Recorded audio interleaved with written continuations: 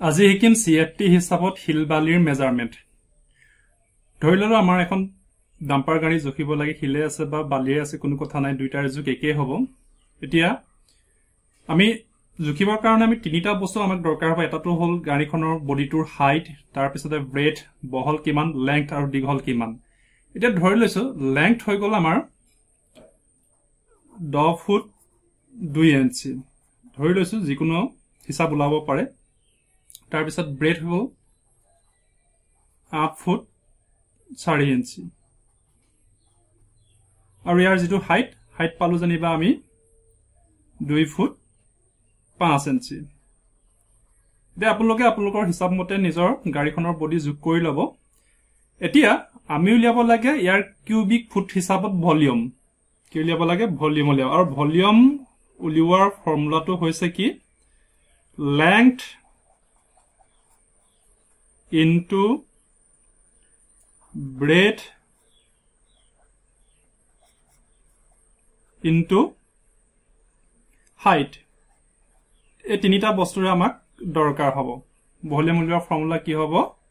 যে length, breath, height. এতিয়া আমাৰ তিনিটা বস্তুৱে আছে যাক আমি চমুকে ভলিউমৰ কাৰণে আমি কি কি বস্তু লাগিব? L means length, তাৰ পিছতে ব্ৰেথ লাগিলে ব্ৰেথ means B আৰু হাইট means আমি H আখৰটোৱে বুজালো।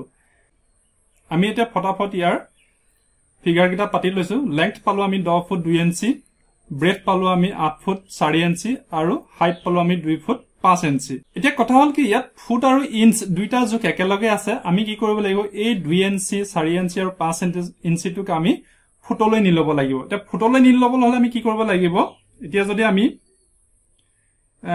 ইঞ্চিটোক ফুটলৈ নিওঁ, ইঞ্চিটো যদি আমি ইঞ্চ টু ফুট কৰো তেতিয়াহ'লে 12ৰে হৰণ কৰি ললো। তাৰ মানে 2 ইঞ্চিক আমি 12ৰে যদি হৰণ কৰি দিওঁ তেতিয়া ই ফুটলৈ গুচি যাব। সেইদৰে আমি যদি 4 ইঞ্চিক ফুটলৈ নিওঁ তেতিয়াহ'লে ইয়াকো 12ৰে আমি হৰণ কৰিম, তেতিয়াহ'লে হ'ব ই 0.33 ফুট। আৰু 5 ইঞ্চিক যদি আমি ফুটলৈ নিওঁ একেধৰণে 12ৰে হৰণ কৰি দিলো আৰু আমি পাম 0.41 ফুট।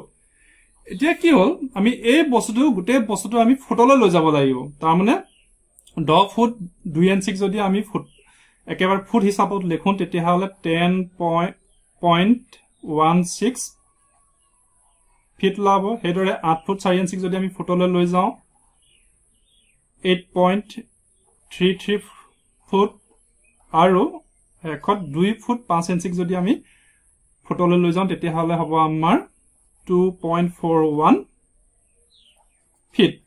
এতিয়া এই গোটেইকেইটাকে পূৰণ কৰি দিলে আমাৰ গোটেই বস্তুটো কিউবিক ফুটত ওলাই যাব, মানে CFT ওলাই যাব। এতিয়া আমি কি কৰিব লাগিব? 10.16 ফুট, 8.33 ফুট আৰু 2.41 ফিটক কি কৰিব লাগিব? পূৰণ কৰিব লাগিব। আৰু আমি যদি পূৰণ কৰো কিমান পাম? 203.96 কিউবিক ফিট, যাক চমুকে CFT ফুল মিনিং হ'ল কিউবিক ফিট। গতিকে অতি সহজে আমি এই ধৰণে যিকোনো গাড়ীৰ বডি জোখ কৰি শিল আৰু বালিৰ জোখ অতি সহজে আমি কিউবিক ফুটত উলিয়াব পাৰো। গতিকে এই ভিডিঅ'টো আজি ইমানেই। ধন্যবাদ।